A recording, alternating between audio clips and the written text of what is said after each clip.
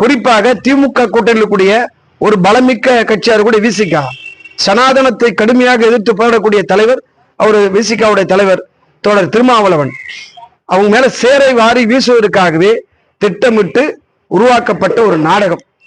ஆகஸ்ட்ல தான் நெல்லையில கவின் செல்வ கணேஷ் அப்படின்ற ஒரு மென் பொறியாளர் ஆணவ படுகொலையால ஆகஸ்ட் மாசம் இறுதியில படுகொலை செய்யப்பட்டார் ஆறுமுகமங்கலத்துல.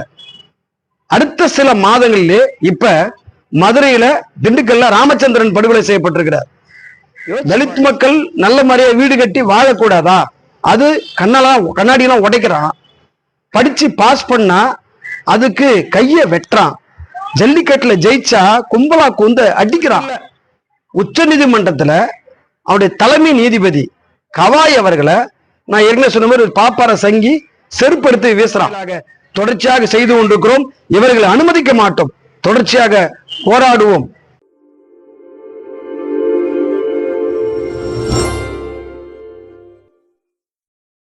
அன்பார்ந்த நண்பர்களே, தோழர்களே, மக்கள் அதிகாரம் சார்பாக வணக்கம். நாம இப்ப பேச போற விஷயம், சென்னை ஹைகோர்ட்ல விடுதலை சிறுத்தைகளுடைய கட்சி தலைவர் தோழர் திருமாவளவனுடைய வாகனத்தின் டூ வீலர்ல மோதியதா சொல்லப்படக்கூடிய விஷயம் பத்தி பேச போறோம்.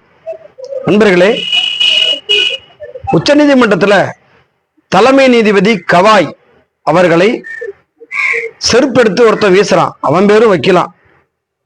இப்படி ஒரு சனாதன சங்கி உச்ச நீதிமன்றத்து தலைமை நீதிபதி மேல வீசினதை கண்டிச்சு இங்க ஹைகோர்ட்ல ஒரு ஆர்ப்பாட்டம் பண்றாங்க.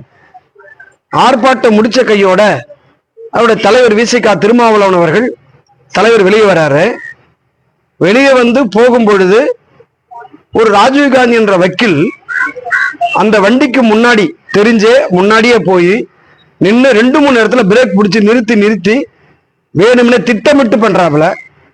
இப்படி திட்டமிட்டு பண்ணக்கூடிய இந்த நபர் யாருன்னா அதிமுகவில் 157வது வார்டுடைய செயலாளர் ராஜீவ்காந்தி.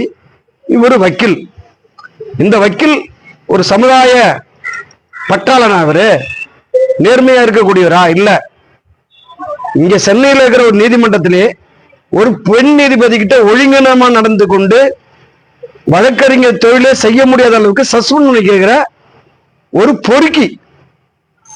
அப்ப இந்த நபர் தான் இப்ப திருமாவளவன் அவர்களை வண்டி இடிச்சுட்டுதான் சொல்றாரு. அப்ப திட்டமிட்டு நடத்தப்பட்ட ஒரு நாடகம் இது.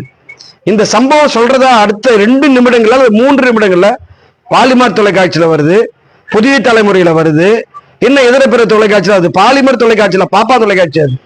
அப்ப திட்டமிட்டு உருவாக்கப்படுகின்ற ஒரு நாடகம். குறிப்பாக திமுக கூட்டணியில் கூடிய ஒரு பலமிக்க கட்சியார் கூட விசிகா சனாதனத்தை கடுமையாக எதிர்த்து போராடக்கூடிய தலைவர் அவர் விசிகாவுடைய தலைவர் தோழர் திருமாவளவன் அவங்க மேல சேரை வாரி வீசுவதற்காகவே திட்டமிட்டு உருவாக்கப்பட்ட ஒரு நாடகம். இப்ப தலித் மக்கள் செருப்பு போடக்கூடாது, துண்டு கட்டக்கூடாதுன்னு போய் இப்ப நவீன தீண்டாமைக்கு வந்துட்டான். மதுரை திண்டுக்கல்ல ஒரு சம்பவம். ஆகஸ்ட்ல தான் நெல்லையில கவின் செல்வ கணேஷ் அப்படின்ற ஒரு மென் பொறியாளர் ஆணவ படுகொலையால ஆகஸ்ட் மாசம் இறுதியில படுகொலை செய்யப்பட்டார் ஆறுமுகமங்கலத்துல. அடுத்த சில மாதங்களிலே இப்ப திண்டுக்கல்ல ராமச்சந்திரன் படுகொலை செய்யப்பட்டிருக்கிறார். யோசிச்சு பாருங்க. ஒரு படிச்ச இளைஞர்கள் ஒரு விரும்பின பொண்ணை கல்யாணம் பண்ணிக்க கூடாது, படிச்ச இளைஞர்கள் ஒரு நல்ல பேண்ட் ஷர்ட்டை போட்டு போக கூடாது, அதுக்கு அடிக்கிறான். தலித் மக்கள் நல்ல முறையா வீடு கட்டி வாழக்கூடாதா? அது கண்ணாடியெல்லாம் உடைக்கிறான். படிச்சு பாஸ் பண்ணா அதுக்கு கைய வெட்டுறான். ஜல்லிக்கட்டுல ஜெயிச்சா கும்பலா கூந்து அடிக்கிறான். தலித் மக்கள் மீதான வன்மம் நாடு முழுவதும் மிக கொடூரமான அளவில் கட்டெழுத்தப்படுகிறது. வட இந்தியாவில் பார்த்தீங்கன்னா கும்பலா அதை செய்யறான். இனி இவனுங்களை அனுமதிச்சாக்கா தமிழ்நாட்டில் கும்பலான வன்முறை என்பது இந்த சனாதன கும்பலா நடக்கும். பிரச்சனைக்கு வருவோம். இந்த சம்பவத்துக்கு பிறகு ஒரு குரூப், அவங்க ஒரு ஆதிக்க சாதி, ஒரு குறிப்பிட்ட ஆதிக்க சாதியை சேர்ந்தவர்கள் வழக்கறிஞர்கள் கும்பலா சேர்ந்து கத்துறாங்க. யாரு? இந்த பொறுக்கிக்கு ஆதரவா விசிகா தலைவரை கண்டிச்சு கத்துறாங்க. இது என்ன நியாயங்க? இது உங்களுடைய சிற்றறிவுக்கு எட்டவே எட்டாதா? நீங்க சிந்திக்கவே மாட்டீங்களா? மனுஷன் தானே, சட்டம் தானே படிச்சிருக்கீங்க. இப்படிப்பட்ட ஒரு அநீதி அயோக்கியத்தை நடந்திருக்குது. இதை நீங்களா சேர்ந்து தானே கண்டிக்கணும். மூன்றாவது கண் சொல்றாங்க அந்த பத்திரிகை அதாவது ஊடகம் சிசிடிவி கேமரா ஃபுட்டேஜ் எடுத்து போட்ட உடனே பளிச்சுன்னு தெரியுது. வண்டி கிட்டவே போகல, அவன் அங்க போய் நின்று பின்னால் வந்து கை காட்டி பேசுறான். அதுக்கு பின்னால போலீஸ், அதுக்குதான் கட்சியுடைய தொண்டர்கள். இப்ப எந்த இடத்துலயும் நீங்க பாத்தீங்கன்னாக்கா இப்படிப்பட்ட ஒரு மோசமான நிலைமை. இது மட்டும் இல்ல, உச்ச நீதிமன்றத்துல அவருடைய தலைமை நீதிபதி கவாய் அவர்களை நான் ஏற்கனவே சொன்ன மாதிரி ஒரு பாப்பார சங்கி செருப்படுத்தி வீசுறான். ஏன்? அந்த கவாய் அம்பேத்கர் அவர்கள் புத்த மதத்திற்கு அனைவரையும் மாற்றிய பொழுது 1957 மாற்றிய பொழுது அவரும் அவருடைய தந்தையாரும் அவருடைய குடும்பமும் புத்த மதத்திற்கு மாறி இருக்கிறாங்க. அப்ப வன்மம் என்பது உச்ச நீதிமன்றம் முதல் ஊராட்சி மன்றம் வரையில் மிகப்பெரிய வன்மம் என்பது மிக மோசமா நடத்தப்படுது. எல்லா இடங்கள்லையுமே நீங்க தேவர் பேரவையா இருக்கட்டும், வன்னியர் சங்கமா இருக்கட்டும், முதலியார் சங்கமா இருக்கட்டும், எந்த சாதிய சங்கங்கள்லையும் RSS ஊடுருவி இருக்குது. எல்லா கோயில் திருவிழாக்கள்லையும் RSS ஊடுருவி இருக்குது. சாதிய சங்க வழிபாடுகளில் RSS ஊடுருவி இருக்குது. இவர்கள் தான் திட்டமிட்டு ஒன்றாக இருக்கக்கூடிய உழைக்கும் மக்கள் மத்தியில ஒரு அமைதியான சூழலை கெடுப்பதற்கு திட்டமிட்டு இப்படிப்பட்ட ஒரு கலவரங்களை அச்சமூட்டுகின்ற வேலையை பிளவுகளை செய்கிறார்கள். சட்டப்படி இந்த ராஜீவ்காந்தி பேர்ல நீங்க இரு பிரிவினருக்கு கலவரத்தை ஏற்படுத்த முயன்றதாக வழக்கு போடணும். காட்சி ஊடகங்களோ அச்சு ஊடகங்களோ ஏதோ விசிகாக்காரங்க தான் அடிதடி பண்றாங்க, ரவுடித்தனம் பண்றாங்கன்னு சொல்லி அப்பட்டமாக ஒரு அவதூறை பொய் பிரச்சாரத்தை செஞ்சுட்டு இருக்கிறாங்க.